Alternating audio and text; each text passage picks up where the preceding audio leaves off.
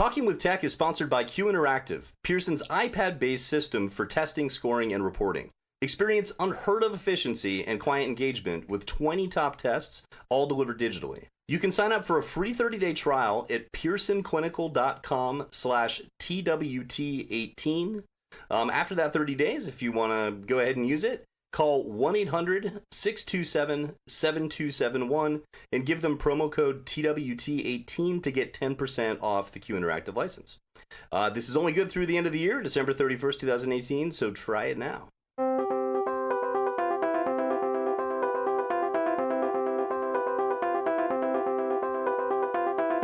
Welcome to Talking with Tech. My name is Chris Bouguet, and I'm here with Rachel Nadel. Rachel, your head. There's something with your head. It looks different. It looks bigger, maybe. Like maybe you got all this knowledge or content from someplace.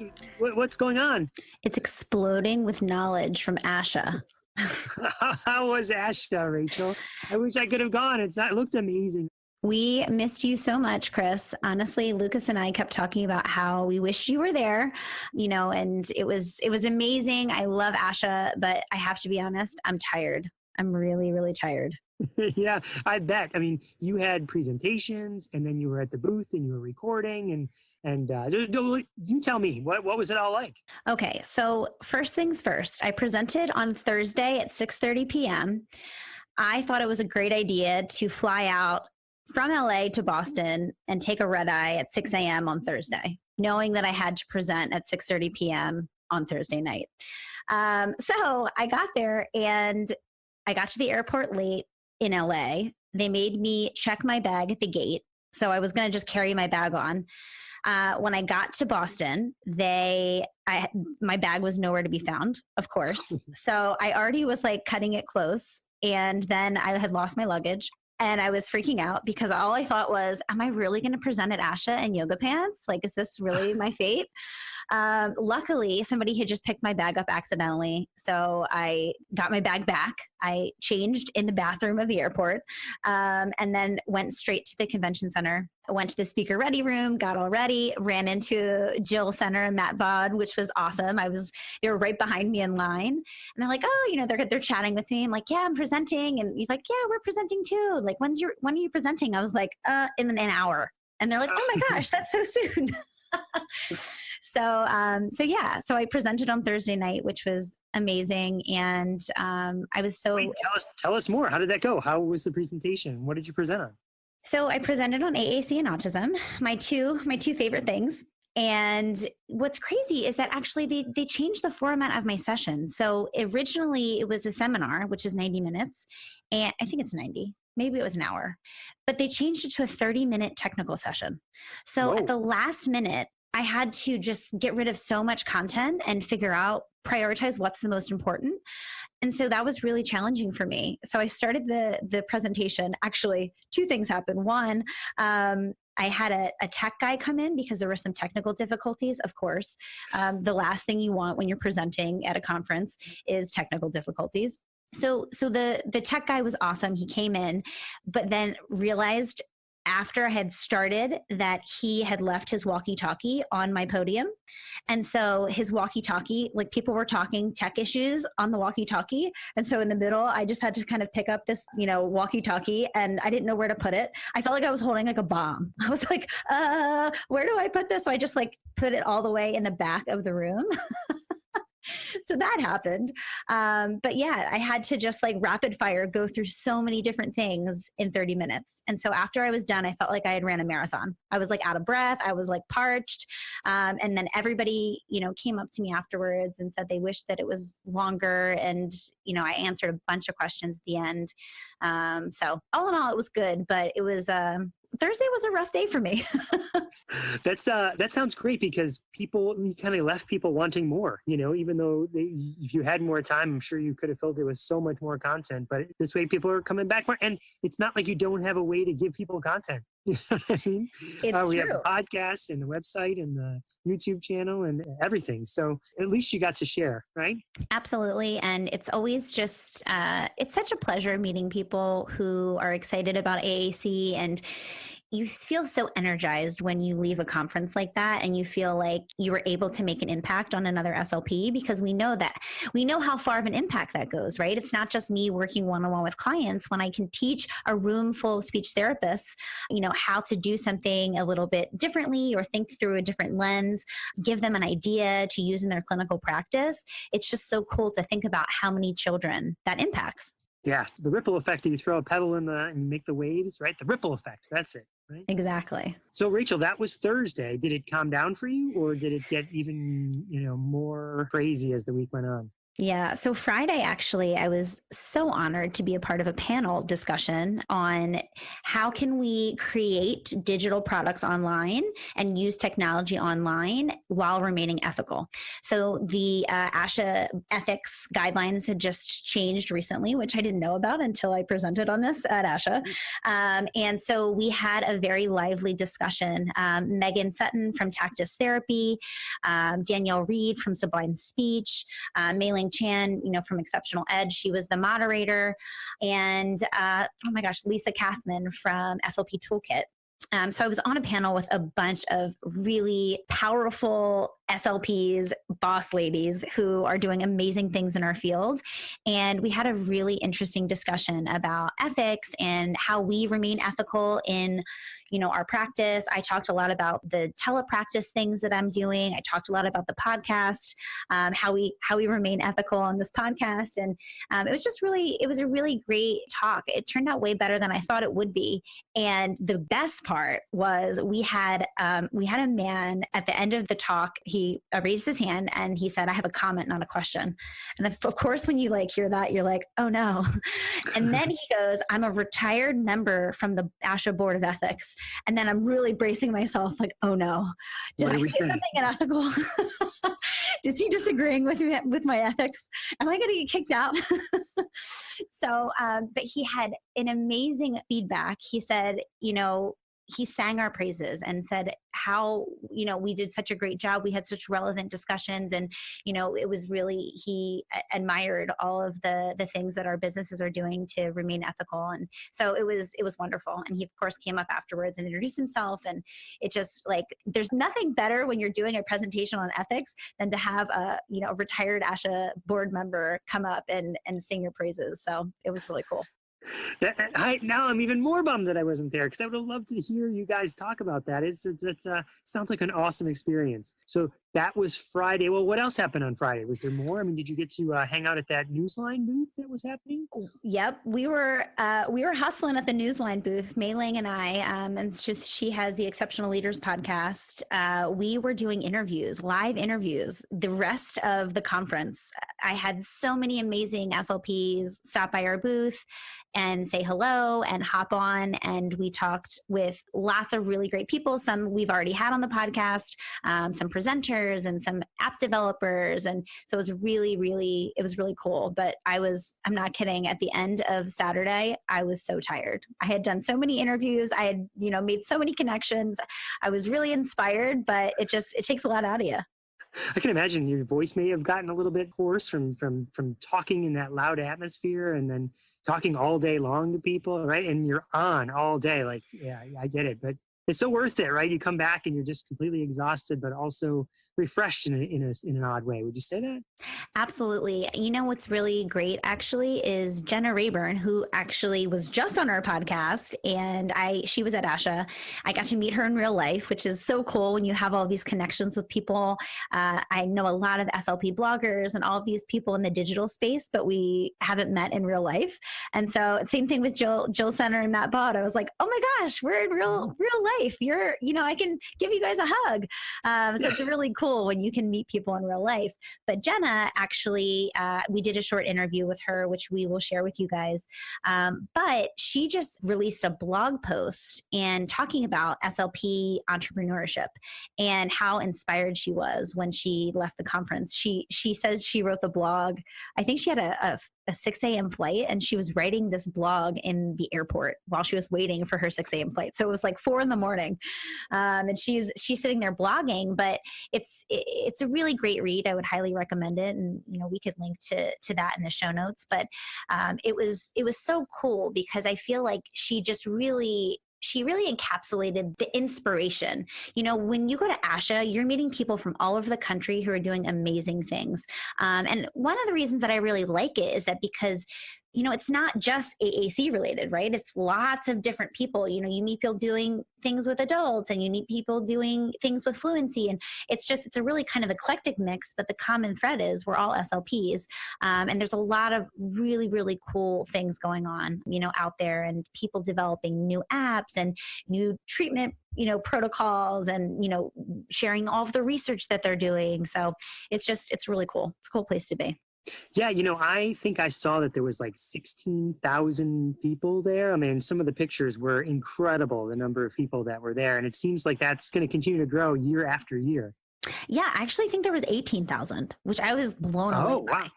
Wow. I think that they came on the loudspeaker. They had this loudspeaker. It was really interesting because I've never experienced that at an ASHA conference, but it was only in the exhibition hall, but they gave kind of I forget what the exact number was, but it was it was 18,000 something, which was really shocking. And it's like, wow, you don't realize how many SLPs there are doing the work that we're doing. And then to think that 18,000 of them decided to go to our national convention is just, it's crazy. Yeah, it's amazing. That's amazing. Well, okay, so let me ask you this. You said you recorded some podcast interviews. What's the plan? How are we going to roll these out so all the listeners get to hear your interviews? Yeah, well, there's a lot of them. So we've been brainstorming, how do we deliver all these wonderful interviews to our dear listeners? So I think that we've kind of grouped them into different categories. And today's interview, we're going to talk about, we're going to put together Jill Senner and Matt Baud and Marlene Cummings. They both presented at ASHA, and they talk a lot about this idea of this expert AAC model and how it's outdated, and we really need to figure out how we can train communication partners. So it's not, an expert AAC specialist coming in and then leaving, but instead, how can we train a circle of support to help communication partners in an ongoing way? And we use the word coaching a lot in these interviews, and I'm really excited to share them. And they both kind of talked about similar things. So I thought it would be a nice little combo. Awesome. And then there's someone named Ashley that you got to meet? Yeah. So Ashley, she's a Talking with Tech fan. Really excited. She found me. I felt so cool at this booth, guys. Every time I would leave, I would have a fan come up and ask where I was. And so I would come back and they'd be like, well, you had another one come saying, where's Rachel? Is Rachel here? So Ashley was one of those. And she happened to come back after I wasn't there the first time around, and she came back and she had a lot of questions. And so I paused and I said, Ashley, these are really great questions. Is there any way you'd be willing to hop on the microphone with me and ask them on air? And so she said, yes, of course. So we hooked her up. She put the headphones on, and yeah, she just asked me some questions, and I tried to answer them the best that I could. And so I thought it would be really great because, these are probably questions that some of our listeners are having, and why not share? Why not share, the answer in a more public forum? I love it. I can't wait to listen to these, and I can't wait to listen to the future weeks. So Rachel, hearing about those interviews, it's got me really excited, but it also has me a little bit sad because here you have met Jill Senner and Matt Baud, for instance, right? And all these other people. And you and I have still never met face to face. This is the only time we know each other from the podcast only. Which is so crazy, Chris. I feel like we're besties, and it's just everyone that came up multiple times actually, because everyone's like, "Where's Chris?" I was like, he's not here, and I really wanted him to be because we've never met in real life. Yeah, I know. I feel this. I think people would be surprised to say that, right? Because we just get along so great in this podcast. We do, and we see each other's face every single week, for at least an hour, if not more. So it's just it's so funny to think. And I really love that because it really feels like we are very good friends. And how cool is it that we have technology that allows us to connect on, such a personal level when we're actually, time zones away from each other and have never met in real life. I know. I always try and keep that in mind, that there is no better day to be alive than today. Absolutely. And I put that in the same with all the technology we have, but I put that in the same ballpark with AAC. If you needed an AAC device, today is the day. It's the best day to need one. And tomorrow will be even better because things will continue to improve. There's more content out there. More people will know the information, new technology. So it just sounds like you had such a wonderful time at ASHA. Let me ask you this though, Rachel, just switching gears just a little bit. Were you able to convince anybody to do more reviews? Because the end of the year is creeping up, and what number are we at with our mission to get to 100? You know what, Chris? I had so much on my mind that I was not even thinking about our challenge, which I'm really disappointed about at some level. But at another level, I'm really proud of myself that I did so many awesome interviews. Yes, I can only do so much. Be kind to yourself. But we have 79. So we are, 21 away from our goal. It is November 26th when we're recording this right now. So we have a month. We have a month left, guys. And if you haven't already, please, please, please go on. Leave us a review. We've had some really great ones that I'm really excited to share. Actually, people leaving some comments on the reviews. You don't have to necessarily leave a comment. You can just give us however many stars you'd like. Lauren Misses You says, this podcast provides me with information and pushes me to be a better teacher. 100% of my students use multiple modalities to communicate, including a mix of speech generating devices, some ASL, some adapted signs, and visuals. I've been inspired by many episodes and find myself relating what I learned here to my team, including my paras who support students with devices all day. I love that. Sounds like she's a teacher, which is so cool. Exactly. We are reaching out beyond just speech therapists to more teachers and other educators and family members, and that is awesome. Yeah, we have another one, LCSLP 22. I'm a second-year clinician and self-proclaimed AAC nerd, which I just love that. I'm a self-proclaimed AAC nerd as well. Talking with tech provides me with the guidance and reassurance that I need to serve my kiddos. I work in a private clinic, so the advice regarding collaboration with school clinicians is especially helpful. Keep up the great work.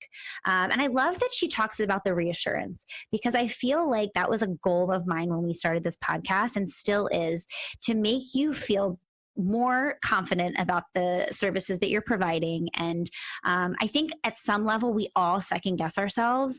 We all think, oh, like, am I doing this exactly right? Or should I be doing things differently?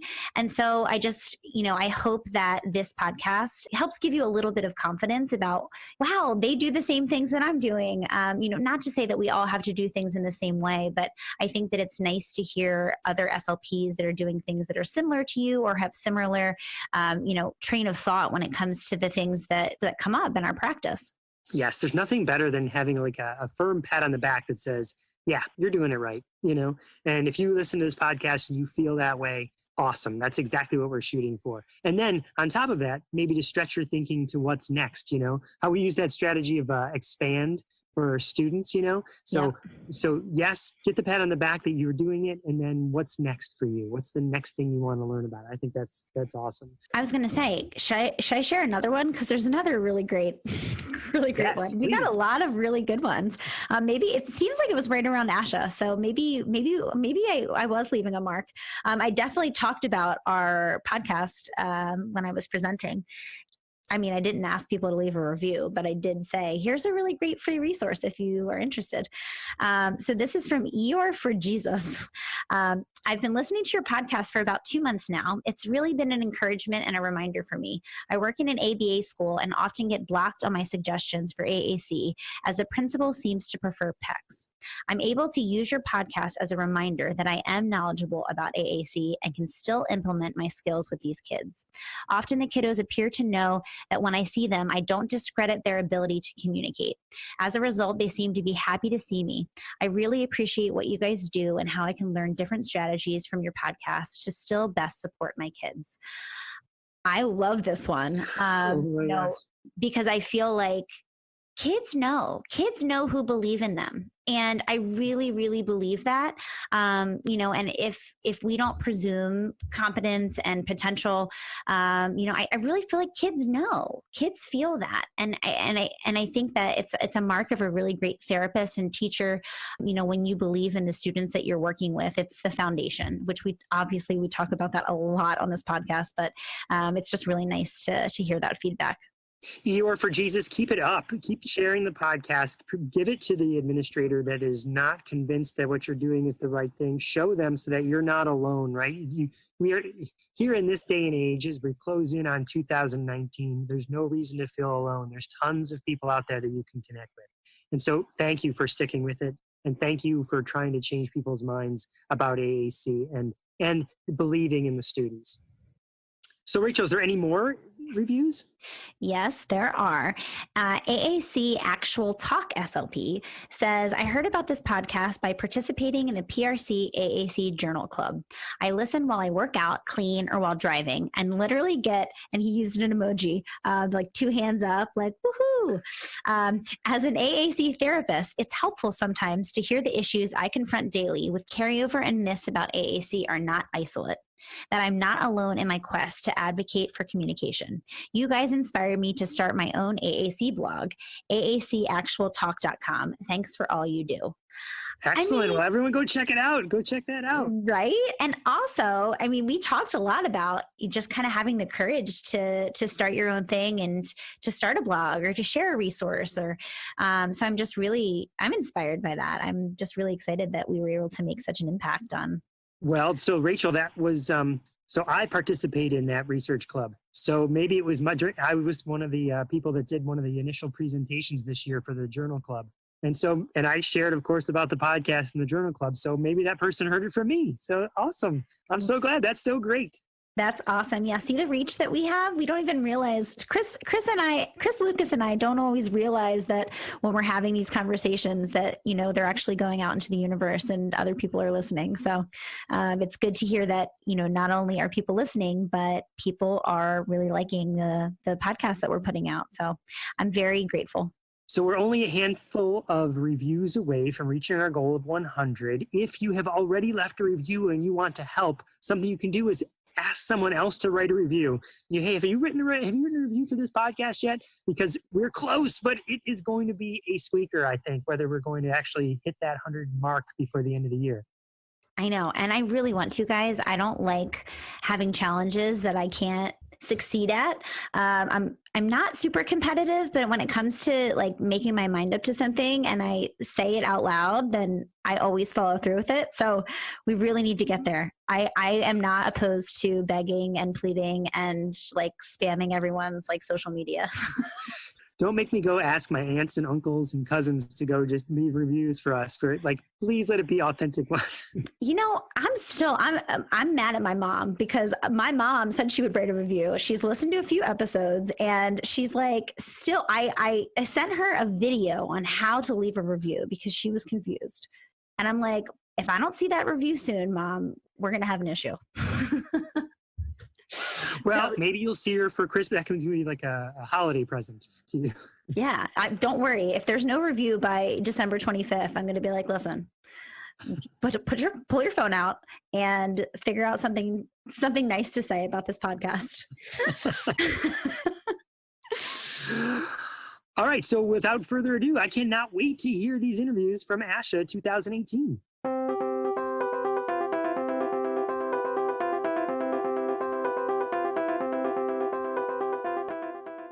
I'm here at ASHA 2018 with Jill Senner and Matt Baud. Thank you guys so much for stopping by our booth. How are you guys? Great. It's great to see you. Yes. Good to be here. I know, in the flesh. So we actually had these guys on our podcast. One of our most popular downloaded podcasts actually was you guys. Really? Yes, you guys were you're at the top of the list. But we never met in real life, so I'm really excited. We actually saw each other yesterday when I was at the speaker ready room, frantically trying to get ready for my presentation. I ran into you guys.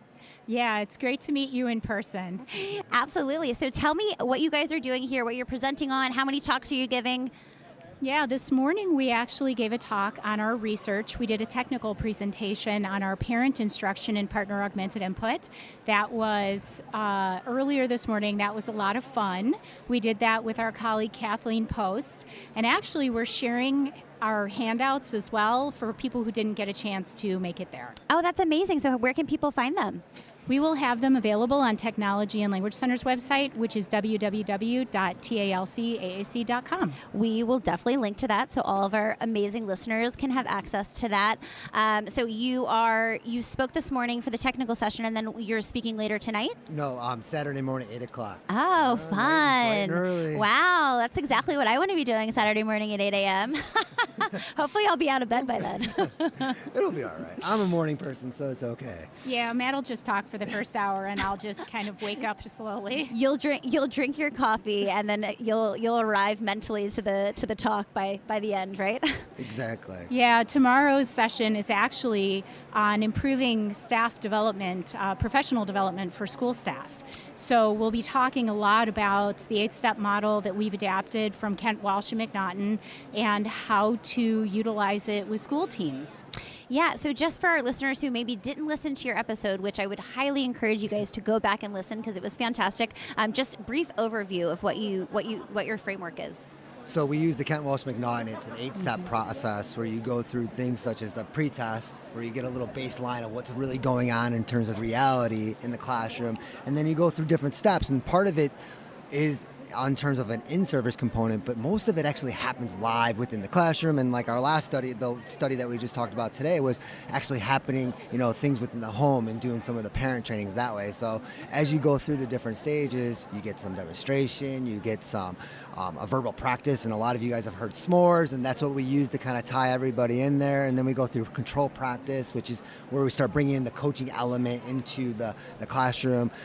Control advanced practice, which is where you pull back, but you're still giving them feedback, you're still coaching them. And then we kind of get to see it in terms of post-test, like what happens now that we did this training. And usually pretty quickly, we do see a significant change with the communication partners. And I just spoke with Marlene Cummings, and it's just, I think that the baseline and the pretest and post-test is so important. We don't even realize, the gains that we make without having that objective data to look back to. And I think it's a misstep a lot of times. Well, and a lot of times people want us to skip the pretest. They don't see it as an important element. Let's just go straight to the training. And the reality is that people don't always recognize their own habits and ways of communicating. So when they have a chance to watch their own baseline on their own, it can be incredibly eye-opening. I do that when I watch myself on videotape. Oh my gosh, I asked 5,000 questions and didn't give any pause time. But watching oneself on video is a really fabulous way to get a good picture of reality and what's happening in the here and now. What would you say to someone who is really resistant to maybe it's not just the idea of a pretest, but maybe it's like, I don't want to be on camera? Well, because how we do in terms of like the partnership, it's right. We know coaching is all about establishing a partnership. When we talk about watching the video, they do that on their own. So I think that's where we get a lot of the buy-in, where they're like, we don't want to be on camera, but we're not watching it together. We want you to watch it to identify things that you want to work on. So I think that's where we've got a lot more buy-in. And in our school district where I'm at, the whole videotaping is built into our mentorship. So nowadays it's easy for me because whether you're a first year or second year teacher, they have to do it.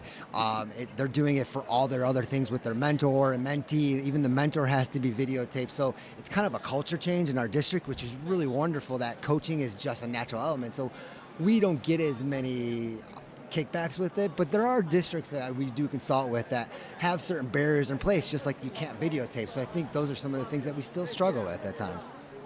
Absolutely, and I think that we really need to shift the paradigm through which we're practicing to more collaboration. It's not this expert model that's outdated. And my last question for you guys is for SLPs who are out there who maybe have those limitations in their school districts and they feel like, I want a collaborative model, but like no one's really supporting me. What are some things that those clinicians can do to kind of get the ball rolling? Well, one of the things that I know Matt has done a lot in his district is work with administration to try to get the buy-in. Mm-hmm. Present the data. There are really good research projects out there now that show that this works. And so we need to do what we know actually works. Absolutely. And I think start small. Like find that most classrooms, most districts have one teacher that's awesome, that'll try anything. So I think that's what you do as a speech path. You find that go-to person, try it, get the buy-in, and that's kind of what happened. And we'll get that takeover that way. And I think too, I remember years ago when I first started practicing, I was nervous to do that kind of model, right? I felt like, who am I? Like I just got out of school, I don't really know what I'm doing. And so I think that there's this fear internally with SLPs that they kind of have to get past that. Well, I know in terms of like our district, our speech paths actually said that they're scared to coach. So like we took part of our framework and actually did a coaching lab and trained them, worked them, and also we did other resources. And I know like Jill, we always talk about Jim Knight. We used a lot of those training resources to help get other staff members comfortable. Yeah, and I think one of the things, again, that Matt had already mentioned that's really critical about coaching is collaborative. Coaching is establishing a rapport. Coaching is being a good listener. Coaching is giving objective feedback so that the person can problem solve on their own. Coaching is helping the individual being able to figure out what they want to work on. So that's really more what coaching is. Coaching is not necessarily an expert, like you said. Coaching is someone who has to have a very good working knowledge of the strategies that they're trying to teach so that they can model them. But coaching really is collaborative, and it's developing those rapports. It's sitting down in the lunchroom with the teachers and talking about your day and just getting to know one another so that it really can be much more comfortable and much more natural. Yeah, we just had Jenna Rayburn, who is working in the preschools. She has a huge pay teachers following. She does a lot of stuff with AAC in the preschools, and part of our conversation was sometimes you just have to talk about things that are not speech therapy related to build that rapport and that trust. And once you get there, then you're able to do so much more. But sometimes it means taking a little bit of time out of your day to just talk about whatever it is that teacher or SLP wants to talk about that day. Oh, completely agree. There's times where I walk into a classroom and it can be difficult walking in there and seeing things happen, but it's like I take that out of my mind and set and just exactly as you said, like establish that relationship. Have fun with them just so they trust you and you get to know who they are too, so it helps you when you do coach. Absolutely. So what are you guys most looking forward to the rest of your time at ASHA? Oh man, there's so many sessions that we've wanted to see. I know. So many sold out sessions where we're sitting in the overflow and I know. saying yes, this. So just more of the same. Getting to hear some new ideas, getting to sit in on some really cool sessions, getting to check out some of the new technology in the exhibit hall. It's really been a great experience. ASHA is always a lot of fun. And I'll be kind of nerdy. I kind of like the posters to see some of the research out there. It's nice. Yes, I know. There's so much. I feel like it's almost overwhelming in a lot of ways, but I think you always leave feeling really tired, but also really inspired. You have talked to people and have different perspectives and new ideas to share, and so I think that it's such a special time of year, right before Thanksgiving always. Well, thank you guys so much for stopping by. I'm really excited to see you guys in real life, in the flesh, and I'm really excited to share this with our listeners. They love you. They love you guys. So we're gonna give the people what they want. Well, thanks for having us again, and it was fabulous meeting you in person. Thank you. Awesome. You're welcome.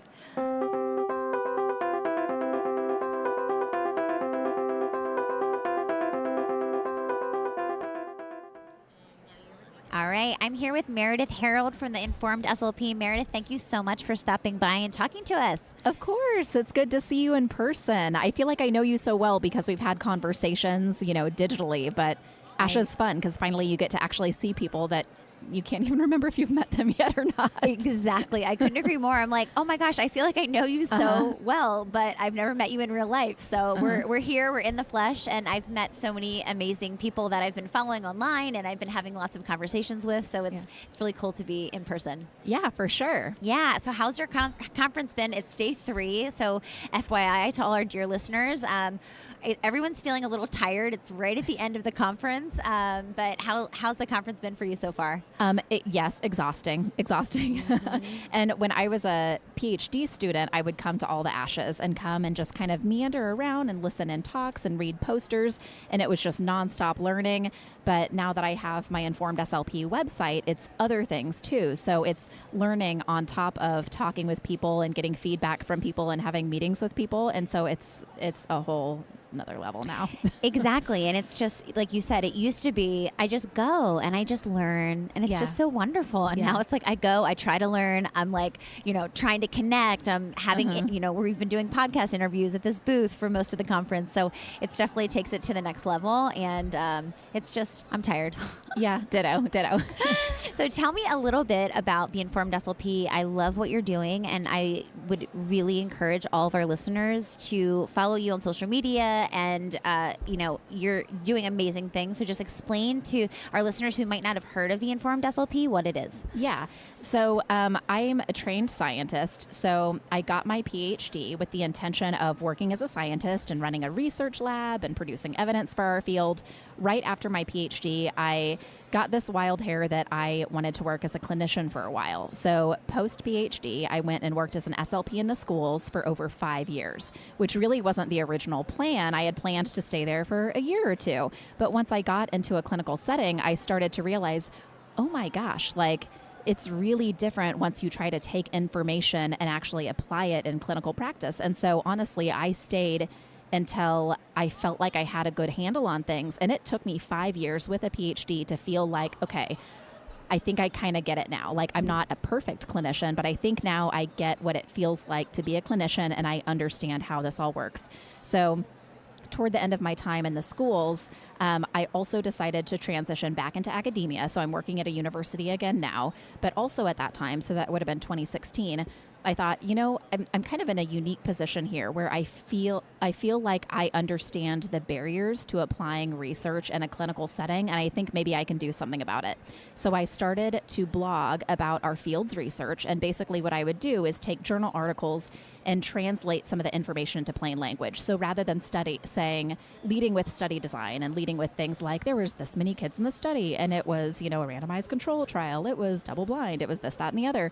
Instead, I would zoom straight to the information that clinicians want to know, which is basically, what did it say and how is that relevant to clinical practice? Because there's what did it say and how's that relevant to our research, but then relevant to clinical practice is a different thing. So I was blogging about that and then started to realize that there was a real need for this, to have someone kind of bridge that gap and explain our field's research in a way that's relevant to clinicians.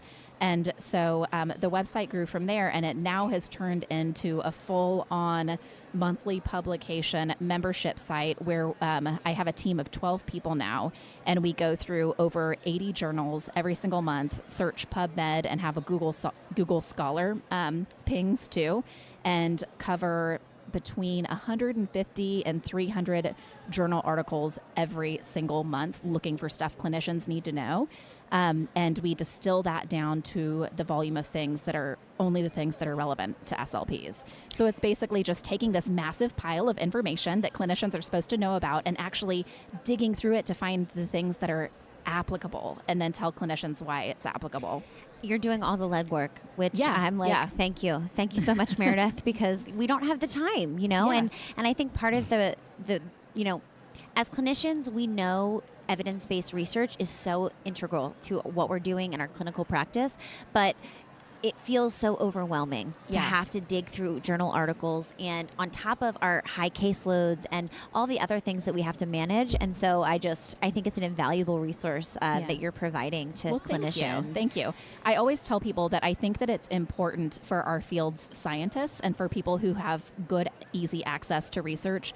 When you see somebody else who's not using the research or not looking toward the evidence, you can't assume that it's because they don't care. I hate that when people think, oh, this clinician just doesn't care about the research, because that's usually not the case. Usually what it is instead is that clinician is experiencing barriers, whether it's, a really high caseload or inability to get access to journal articles, or maybe that clinician works by herself and doesn't have a lead clinician over her that's sharing information with her all the time, You can't assume that people don't care about our field's research. research, the more common thing I've seen is that people just are experiencing barriers, and we need to work harder to take those barriers down for them. Absolutely. You know what this reminds me of? Have you heard of the skim?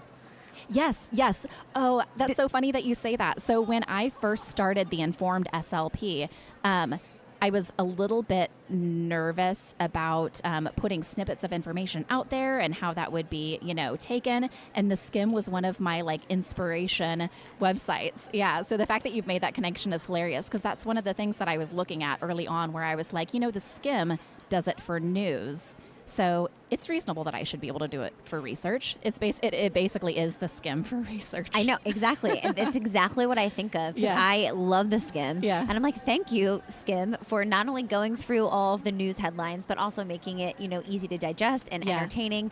And so when I first found out about the Informed SLP, I was like, wow, this is the Skim research, research SLP version. Yeah. So it's so funny. I'm so happy to hear your story and hear that you made that connection very early on. Yes. And I just love what you guys are doing. I just think that not only going through the research, but also the clinical implications, right? I think that's the disconnect, and that's where clinicians aren't always connecting those dots. Mm-hmm. And that's the important piece. Mm-hmm. That's why we need to read research, right? Yeah. It's because it informs the way we practice. Yeah. So I think that's just amazing, and I'm just really excited that thank you guys are doing so well, and it seems like you guys are expanding and growing, and I'm really, really pumped. How do people find you online? How do people participate in the Informed SLP? So I was lucky enough when I set up our Instagram and Facebook and Twitter accounts that they're all the Informed SLP. It's hashtag or / the Informed SLP for all of them. So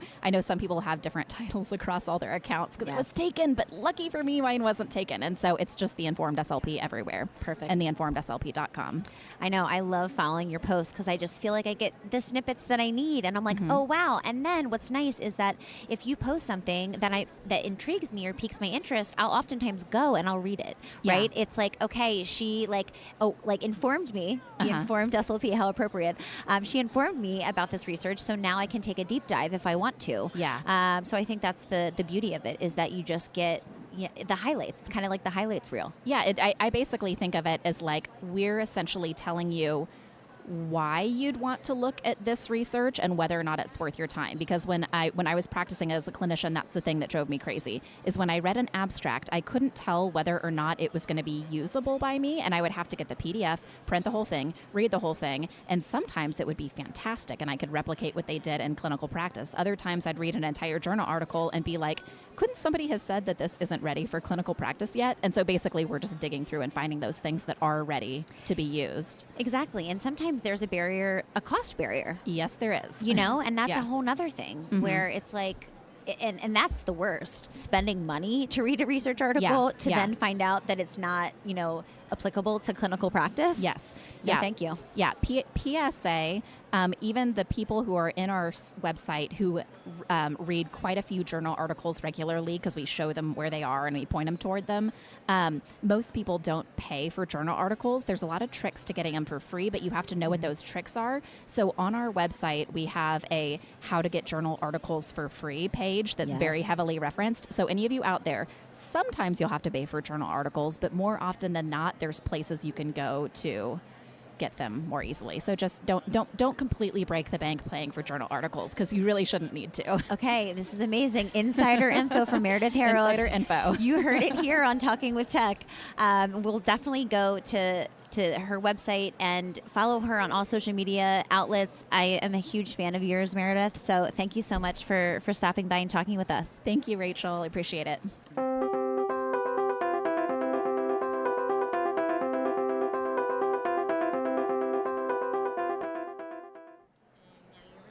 Awesome. So I'm sitting here with Ashley. We're in the middle of the ASHA convention, and I'm so excited because she is a fan of our podcast, and she had a question, so I wanted her to ask it on air. Ashley, How are you, first of all? How's your conference going? I'm doing well, learning a lot and seeing so many ideas and new research. It's just great to be here. Awesome. So Ashley was at my session last night, and she found me, and she was like, I have so many questions. And so I was like, perfect. I hopefully have some answers.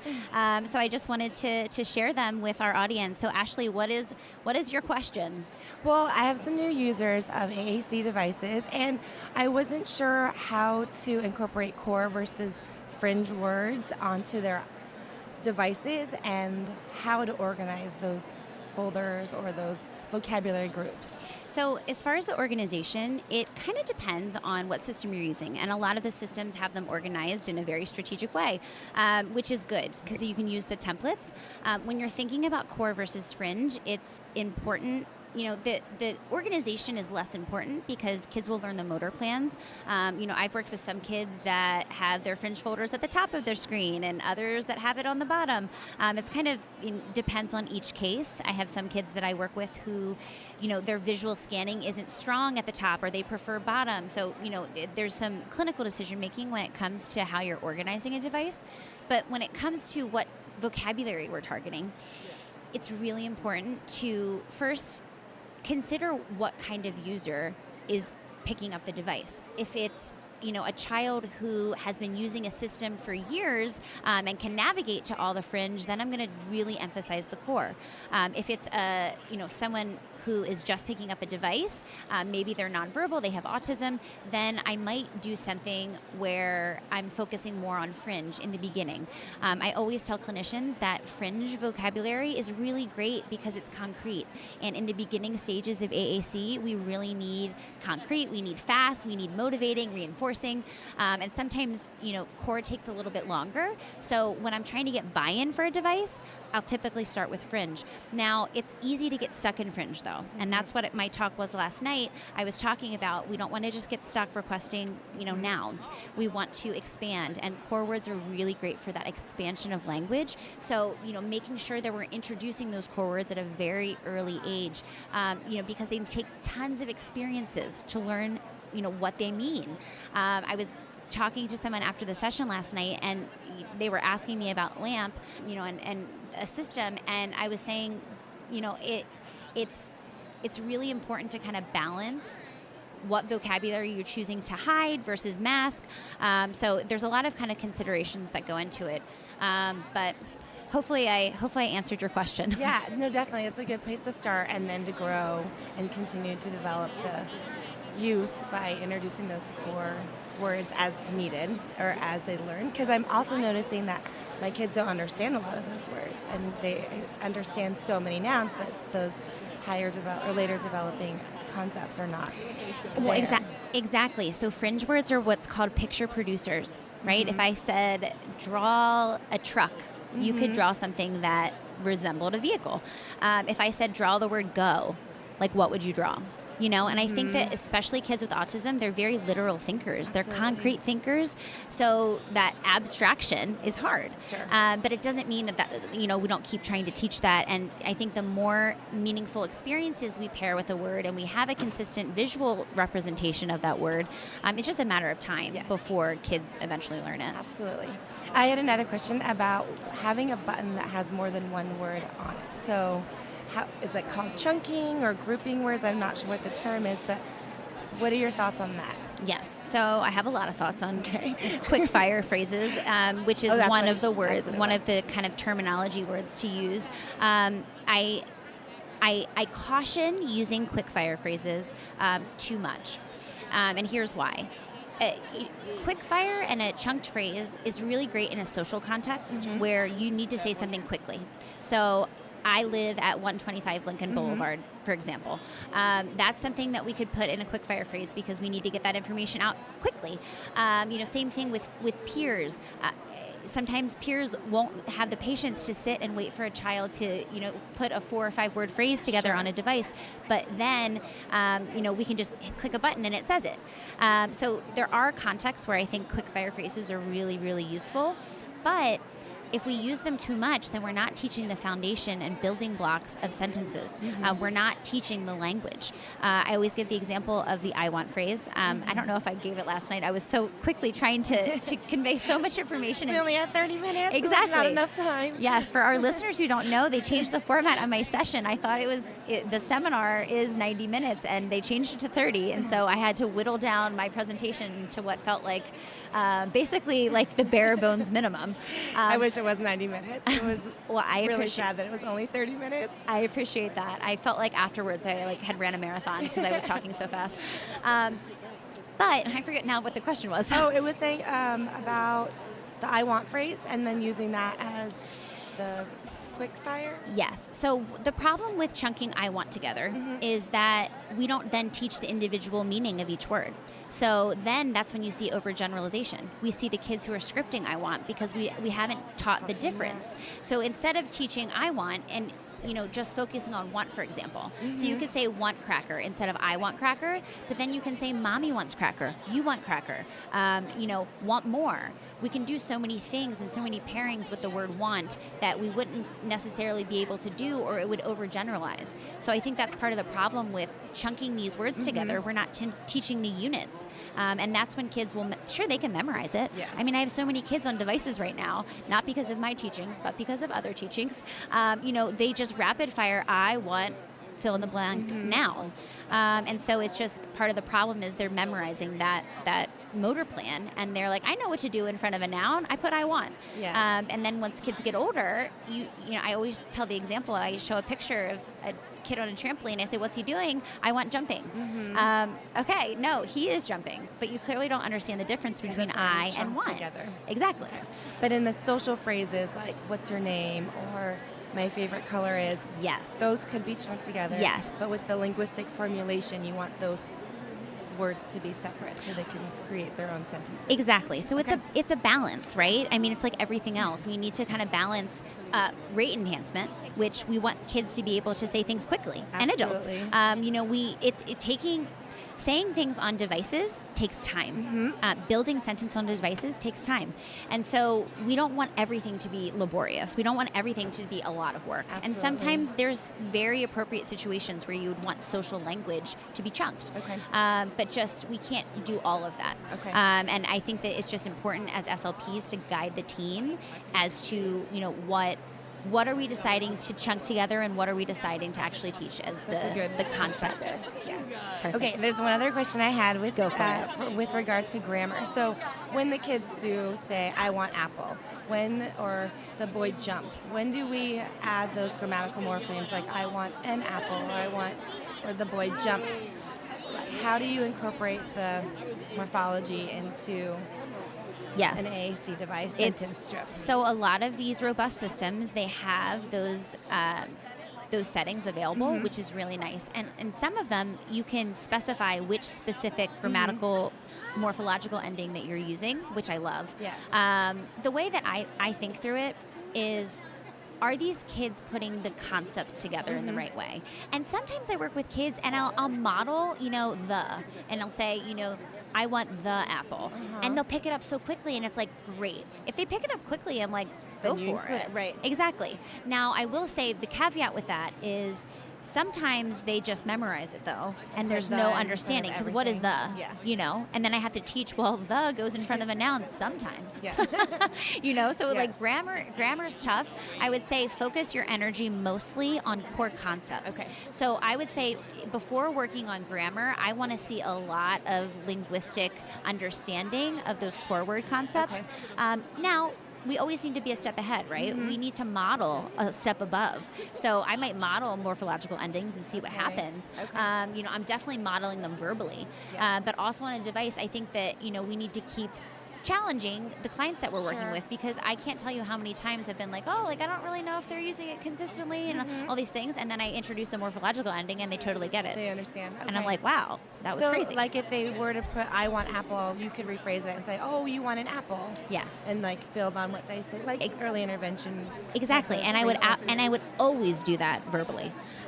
So that's the important thing. Now sometimes like putting on a device, it depends. It kind of just depends. Yeah. But I don't think there's harm in trying. Okay. And seeing if they're at a place where they can kind of like get it and pick it up. That's a good idea, though, to model it and see what they Exactly. And model without expectation. Yes. Just put it in and see. Sometimes kids are so savvy and they'll like, oh, I see that ing.